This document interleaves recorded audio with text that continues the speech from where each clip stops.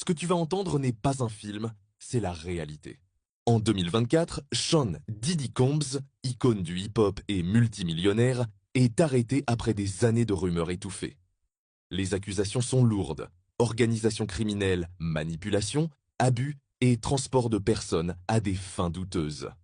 L'affaire explose dans les médias. Cassie Ventura, son ex-compagne, brise le silence. Elle décrit des années de contrôle, violences psychologiques, agressions et soirées où des femmes, souvent très jeunes, étaient piégées dans un système de domination orchestré. Ces fameuses soirées blanches, organisées par Diddy, étaient censées être des fêtes exclusives et glamour, mais elles sont révélées comme des lieux où manipulation, pression et abus sexuels étaient courants. Des femmes se retrouvaient enfermées, isolées, poussées à accepter des situations qu'elles ne voulaient pas, sous menace d'exclusion ou ruine sociale.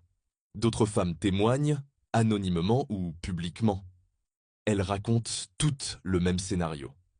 Un système de pouvoir abusif, chantage affectif et financier, peur et surtout silence imposé par la peur des représailles. Le système protégeait l'image de Diddy et les victimes étaient réduites au silence, souvent menacées ou sous pression. En juillet 2025, le verdict tombe. Diddy est acquitté sur les chefs d'accusation les plus lourds. Pas de condamnation pour exploitation organisée. Le système judiciaire a parlé et cette décision fait scandale.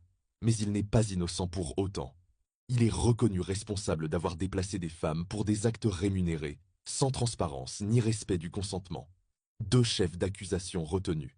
Il risque jusqu'à 20 ans de prison. Il reste en détention, le juge estimant qu'il représente un danger réel pour les plaignantes. Mais cette affaire ne se limite pas à un homme.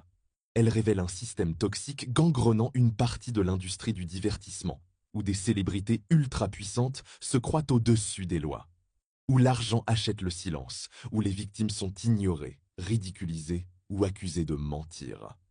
Des centaines de plaintes civiles sont encore en cours, et sûrement beaucoup d'autres victimes n'ont jamais pu parler. Ce qu'on voit ici, c'est le reflet d'une industrie construite sur l'abus et le déni. Malgré preuves et témoignages, certains détournent les yeux, défendent l'indéfendable, protègent les puissants au détriment des victimes. Cette histoire doit nous faire réfléchir.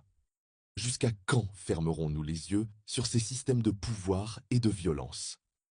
Jusqu'à quand les voix des victimes seront-elles étouffées par les lobbies et la peur? Et toi, t'en penses quoi? Tous les liens sont en bio, lis, vérifie, partage. Parce que la vérité finit toujours par surgir. Si tu as aimé cette vidéo, like, partage et abonne-toi. Fais circuler ceux qu'ils veulent enterrer.